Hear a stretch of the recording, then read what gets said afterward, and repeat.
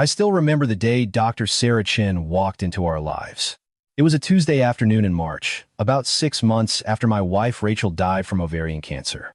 I was sitting in the pediatric neurologist's office, watching my 7-year-old son Michael stare at the wall, his hands flapping rhythmically, a behavior he'd started showing about 3 months after Rachel passed.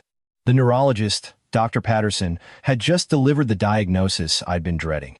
Autism spectrum disorder, moderate to severe. Michael had regressed dramatically after losing his mother. He'd stopped making eye contact, stopped speaking in complete sentences, stopped responding to his name. The vibrant, talkative boy, who used to tell me elaborate stories about dinosaurs, had retreated into a silent world I couldn't reach. Dr. Patterson recommended in-home therapy. That's when he mentioned Dr. Sarah Chin, a developmental behavioral specialist who'd recently moved to our town of Riverside, Connecticut. She had impressive credentials: Johns Hopkins Medical School, residency at Boston Children's Hospital, published research on childhood trauma and autism. She was accepting new patients and offered evening sessions, which would work perfectly with my engineering job at the aerospace company. Sarah arrived at our home the following week. She was in her early 40s, professional, with warm brown eyes and an easy smile. She spent 2 hours with Michael that first session, and I watched through the doorway as she patiently tried various engagement techniques. Michael ignored her completely, lining up his toy cars in perfect rows, making high-pitched humming sounds. "Mr. Cooper," she told me afterward, using my last name, though I'd asked her to call me James. Michael's case is challenging, but I've seen remarkable progress with similar cases. However, I need to be honest, the regression pattern and the trauma of losing his mother mean this will take time. Possibly years. Years. The word hit me like a physical blow. I'd already lost Rachel. Now I was losing my son too, piece by piece, to something I didn't understand and couldn't fight. Sarah started coming 3 times a week. She was patient, consistent, never showing frustration even when Michael completely ignored her presence. She also started suggesting medications. First, it was risperidone for the behavioral issues, then melatonin for sleep, then an SSRI for anxiety. I trusted her completely. She was the expert, and I was just a desperate father grasping at anything that might bring my son back. Around month 3 of therapy, Sarah started staying later. She'd have dinner with us, with me. Michael ate separately, unable to tolerate sitting at the table with others. She'd ask about my day, my work, how I was coping. It felt good to have another adult to talk to. The loneliness of single parenthood had been crushing. "You know, James," she said one evening, finally using my first name, "you're doing an amazing job. Rachel would be so proud of how you've stepped up." I felt tears prick my eyes. No one had said anything like that to me in months. Everyone just looked at me with pity, like I was broken. But Sarah saw me as capable, as doing my best in an impossible situation. She started touching my arm when she spoke, lingering a moment too long. I was confused by it, and if I'm being honest, a little interested. It had been over a year since I'd felt anything resembling attraction. But she was Michael's doctor, and more importantly, I was still grieving Rachel. So, I kept things professional, even when Sarah started suggesting we meet for coffee to discuss Michael's progress outside of sessions. Then came the night that changed everything. It was a Friday, in late September, about 4 months into Sarah's treatment. She had evening sessions scheduled until 7. I'd picked Michael up from the special education program at his school and brought him home. Sarah wasn't due until 6, but I heard her car pull up at 5:30. "Sarah's early," I told Michael, who was sitting on the floor of the living room, organizing his Pokemon cards by type and then by evolution stage. He didn't respond, just continued his sorting with intense focus. "I'll go let her in," I said, more to fill the silence than anything else. "You keep working on your project, buddy." I walked toward the front door, but before I reached it, I heard the lock turn. Sarah had a key. I'd given it to her a month ago, so she could let herself in if I was running late from work. I was about to call out a greeting when I heard Michael's voice behind me, not humming, not echolalia, not the fragmented, monotone speech he'd been using for months. His normal voice, his pre-autism voice. "Dad." "Wait." I spun around so fast I nearly tripped. Michael was standing, looking directly at me, eye contact he hadn't made in half a year. His face was urgent, almost frightened. "Michael?" My voice came out as a whisper. "Did you just?" "Dad, please." He glanced toward the front door, then back to me. I can talk. I've always been able to talk. I'm not autistic. I've been pretending. My mind couldn't process what I was hearing. What? Why would you? Because of her, he hissed, pointing toward the door. Dr. Sarah. Dad, she's not trying to help me. She's trying to hurt you. I figured it out 2 months ago. The pills she gives you, Dad. They're not vitamins. Check the labels. Really check them. And check her credentials. She's not who she says she is. I stood there, frozen, my entire reality fracturing. My son, my supposedly severely autistic son, was speaking to me in full, complex sentences, with emotion, with urgency, with perfect eye contact. The closet in your bedroom, Michael continued, speaking quickly, his eyes darting to the door. The locked one Mom used for her jewelry and important papers. I learned to pick the lock. YouTube videos. Dad, Sarah's been going in there. She has copies of everything: insurance policies, bank statements, your will. She's been researching your assets. And there are papers about Mom's death, medical records, asking about the life insurance payout. The front door opened. I heard Sarah's heels clicking on the hardwood floor of the entryway. Michael, I breathed. How long have you? Since the beginning, he whispered. I suspected something was wrong when she started asking too many questions about money, about insurance, so I pretended to get worse. If she thought I couldn't understand anything, she'd be less careful. Dad, she's poisoned 2 other men before you. I found the articles. They're in a file on her laptop. She left it open one time. I took pictures. James? Sarah's voice called from the hall. Are you home? Michael's face transformed instantly. His eyes unfocused. His hands started flapping. His posture changed. He dropped to the floor and began rocking. Dad's in here, he said in his monotone autism voice. Organizing, cards, Pokemon. Sarah appeared in the doorway, smiling that warm, professional smile I'd come to trust. She looked at Michael rocking on the floor, then at me standing there, my face probably showing the shock I felt. James? Are you all right? You look pale. I'm fine, I managed. Just a headache. Long day at work. Oh, you poor thing. I have something that might help. She reached into her bag. I brought you some new supplements. These are better than the ones you've been taking. Designed specifically for stress and sleep issues. She held out a bottle. I took it automatically, my hand shaking slightly. The label said, Advanced Sleep Formula Natural Ingredients. Thank you, I said. I'll try them tonight. Make sure you take 2, she emphasized. The dosage is important for effectiveness. She moved past me to where Michael sat on the floor, oblivious to everything but his cards, or appearing to be oblivious. I watched him now with new eyes. The way he was carefully not looking at Sarah, not reacting to her presence at all. It wasn't the behavior of a child who couldn't respond. It was the behavior of a child actively pretending not to respond.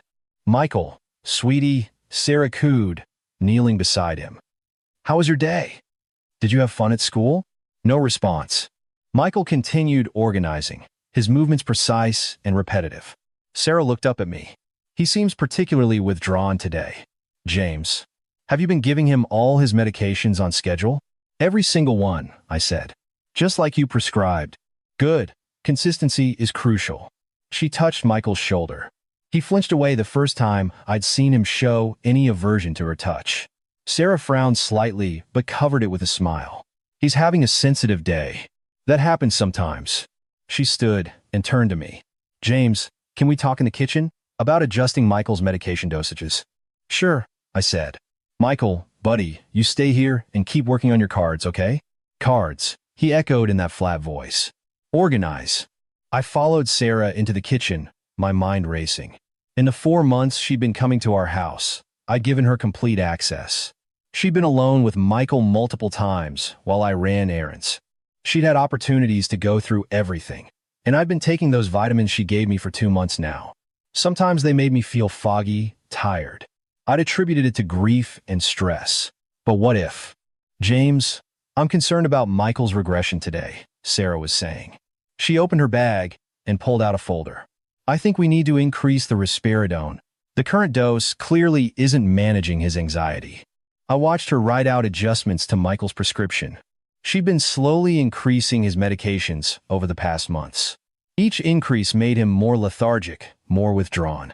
At the time, I'd thought it was the autism progressing. But what if she was deliberately sedating him, keeping him quiet and compliant? I trust your judgment, I said, keeping my voice steady. I know this is hard, Sarah said, touching my arm. Her hand was cold. But you're not alone in this, James. I'm here for you. For both of you. The way she said it made my skin crawl. How had I not noticed before? The way she touched me was never quite appropriate. The way she looked around our house, calculating. The way she asked detailed questions about Rachel's life insurance, about my job's death benefits, about my investment accounts. Sarah, I said slowly, can I ask you something? Of course. Where did you practice before coming to Riverside? She blinked. I told you. Boston Children's Hospital. Right. And before that? You said Johns Hopkins for med school? Yes. Why do you ask? Just curious, I said. You never really talk about your past. Your family, where you grew up. I prefer to focus on my patients, she said smoothly. Not talk about myself. It's more professional that way. Of course, I agreed. That makes sense. She stayed for another hour, mostly sitting with Michael, making notes. The whole time, I watched her differently. The way she moved through our house like she belonged here. The way she checked her phone and frowned at a message. The way she looked at the photos of Rachel on the mantel with something that might have been calculation rather than sympathy. When she finally left, promising to come back Sunday evening, I waited until her car pulled away. Then I went to the living room where Michael was still on the floor with his cards. She's gone, I said quietly. Michael's transformation was instant and jarring. He looked up, his eyes bright and focused. Did you check the pills she gave you? Not yet. Do it now. And Dad. His voice cracked with emotion, real emotion. I'm sorry I had to pretend. I'm sorry I couldn't tell you sooner. But I had to be sure. I had to gather evidence. If I told you too early and you confronted her, she'd disappear and we'd never prove anything. I knelt down beside my son, this child who'd been carrying this burden alone for months. Michael, how did you know? What made you suspicious? The first session, he said. She asked me questions while you were out of the room. Questions about money, about Mom's life insurance, about whether you had a will. What 7-year-old knows that stuff? But I answered like I understood, because I didn't know I should hide it yet. And she got this look on her face, like she was excited. Then the next session, she started testing me, asking if I could read, if I understood numbers. I realized she was trying to figure out how much I could comprehend. So you started pretending to regress, I finished. Yeah. I made myself seem more and more out of it. She relaxed, started being less careful. That's when I began investigating. Michael stood and walked to his backpack. He pulled out a tablet, not his regular one, but an older one I'd thought was broken. I've been documenting everything. Want to see? We spent the next 3 hours going through what Michael had uncovered. My 7-year-old son had effectively been conducting an investigation that would put trained detectives to shame. He'd photographed documents from Sarah's bag when she left it unattended. He'd recorded conversations using voice-activated recording apps. He'd even managed to install a keylogger on her laptop during one session when she'd left it open to check a text message. The evidence was damning. Sarah Chen wasn't her real name. It was Sarah Kimball. She'd legally changed it 5 years ago. And she wasn't a doctor. She had a bachelor's degree in psychology from a state school, but no medical degree, no PhD, no licenses. The credentials were fabricated. Michael had found articles about 2 previous cases. William Marshall in Phoenix died 9 months ago of apparent heart failure at age 41. Gregory Liu in Seattle died 18 months before that from complications of pneumonia at age 38. Both had been widowers with young children and substantial life insurance policies. Both had been seeing a private therapist named Dr. Sarah Chen for their children who'd recently developed behavioral issues. The children, Michael said quietly. They weren't really sick, were they? I don't think so, I said, my voice hollow. I think she somehow convinced them to act out. Or maybe she drugged them too, made them seem worse than they were. So the fathers would be desperate, would trust anyone who seemed to be helping. And then she killed the dads, Michael finished. Made it look natural. Heart problems, infections, things that wouldn't raise suspicions. I thought about the vitamins I'd been taking, the supplements. How many times had I felt dizzy, nauseous, weak? I'd thought it was grief, stress, not sleeping enough. But what if it was poison? slow acting, building up in my system, preparing for my eventual natural death that would leave Michael an orphan and Sarah probably named in a recently changed will as his guardian in control of Rachel's life insurance money and my death benefits. I checked the bottle Sarah had given me tonight. The Advanced Sleep Formula. I looked up the listed ingredients online. Half of them weren't even real supplement names, just scientific-sounding gibberish. Dad? Michael's voice was small. I was so scared. Every time you took those pills, every time she gave you something new. But if I told you, if you stopped taking them suddenly, she'd know something was wrong. I had to wait until I had everything, all the evidence. Enough to make sure she goes to prison and can't hurt anyone else. I pulled my son into a hug.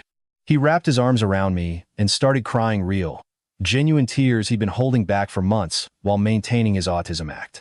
You did so good, I told him. Michael, you saved my life. You saved both our lives. I'm so sorry you had to go through this alone. I wasn't completely alone, he said, his voice muffled against my shoulder. I had Mom. I talked to her picture at night, when you were asleep.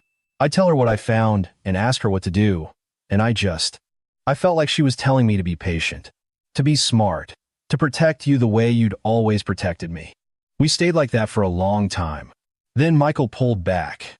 What do we do now? He asked. Now, I said, we take everything you've gathered and we go to the police. But first, we need to make sure Sarah doesn't suspect anything. You have to keep taking the fake vitamins, Michael said. Pour them out when she's not looking, but keep acting normal. Tired, maybe, but trusting. And you have to keep pretending, I added. Just for a little longer, can you do that? I've done it for 4 months, he said with a small smile. I can do a few more days. The next morning, Saturday, I went to the police station. Not our local department. I didn't know if Sarah had connections there. I drove 2 towns over and asked to speak to a detective. I brought all of Michael's evidence on a flash drive. Detective Lisa Rodriguez listened to my story. She was in her 50s, with gray-streaked black hair and sharp, intelligent eyes. She didn't interrupt, just let me talk. Then she reviewed the evidence Michael had collected. Mr. Cooper, she said finally, this is extraordinary work. And frankly, disturbing as hell. I need to make some calls.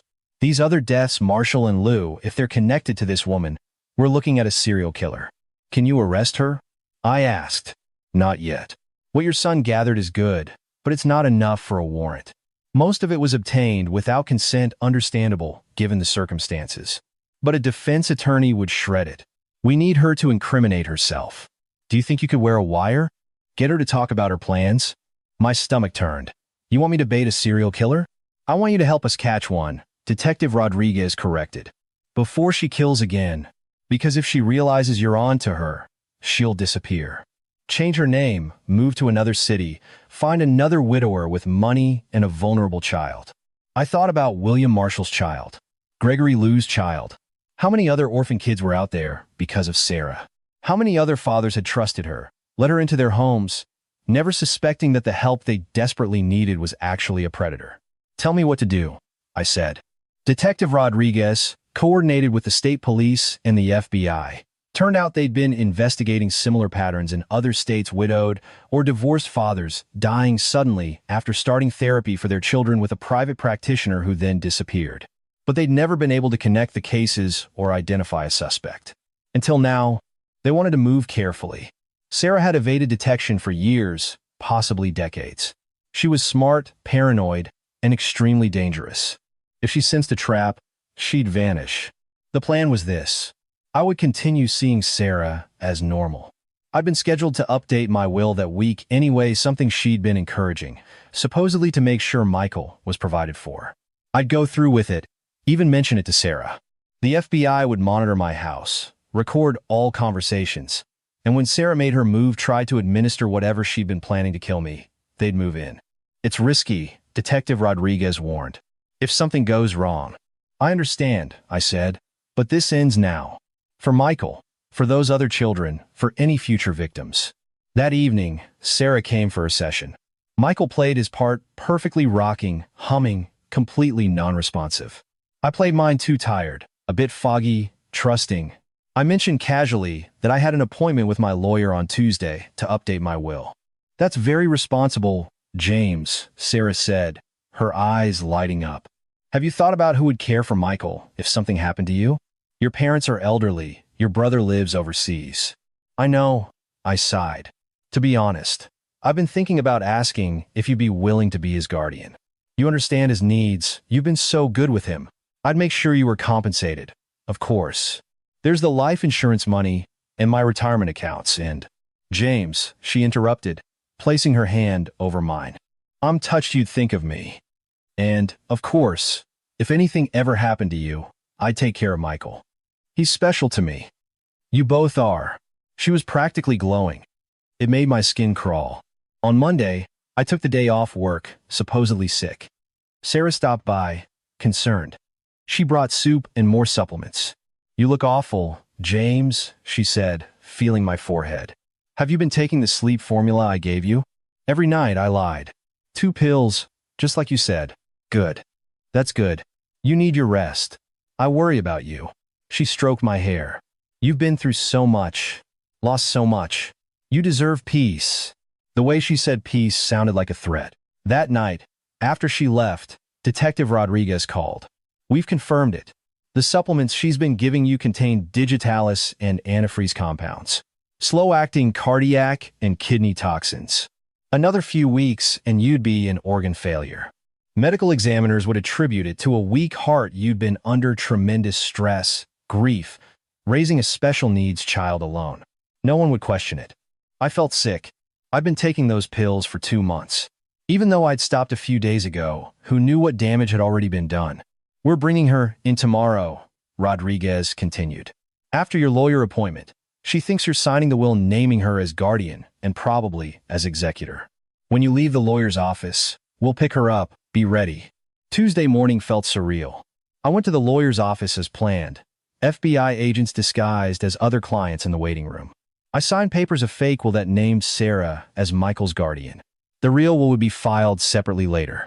When I came home, Sarah was waiting in my driveway. She'd let herself in with her key and was sitting on the porch. How did it go? She asked, standing. All done, I said, patting my briefcase. Michael's future is secure now. If anything happens to me, I know he'll be taken care of. That's wonderful, she breathed. You must feel so relieved. I do, I agreed. In fact, I think I can finally sleep tonight. These past months, worrying about everything, it's been exhausting. You should take an extra dose of the sleep formula tonight, Sarah suggested. Really get a good rest. You've earned it. Maybe I will, I said. We went inside. Michael was in the living room, the television on, but him paying no attention to it, stimming with a fidget toy. Sarah barely glanced at him. He wasn't important anymore. She'd gotten what she wanted, access to the money, legal guardianship. All that was left was for me to die. James, she said softly, I need to tell you something. I care about you. These past months, getting to know you, seeing how devoted you are to Michael, despite everything. I've developed feelings. This was it. The manipulation. The part where she convinced me to trust her completely, maybe even become romantically involved, so my death would seem even more tragic. The devoted girlfriend trying to save her dying boyfriend. Sarah, I said carefully, I care about you too. You've been incredible. I don't know what we would have done without you. She moved closer. I've been thinking, after you get through this stressful period, maybe we could. The front door burst open. FBI agents flooded in, guns drawn. Sarah Kimball, FBI. Hands where we can see them. Sarah's face transformed. The warmth, the caring, all of it vanished. What was left was cold, calculating rage. She lunged for her bag, whether for a weapon or just her car keys. I'll never know. An agent tackled her before she could reach it. You, she spat, staring at me as they cuffed her. You son of a bitch. You knew. When? How long? Long enough, I said quietly.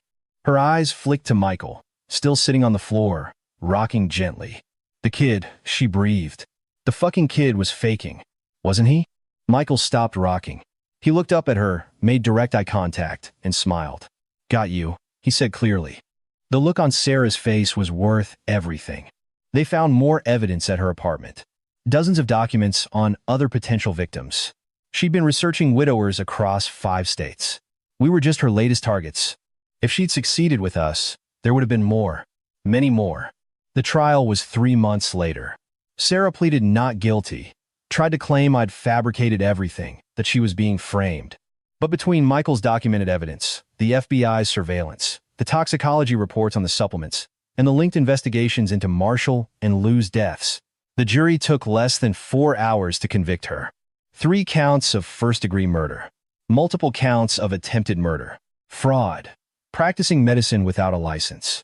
The judge sentenced her to life without possibility of parole on each murder count to be served consecutively. I hope, the judge said, looking directly at Sarah, that you spend every day of the rest of your life thinking about the children you orphaned and the lives you destroyed. And I hope you never stop wondering how a 7-year-old boy outsmarted you.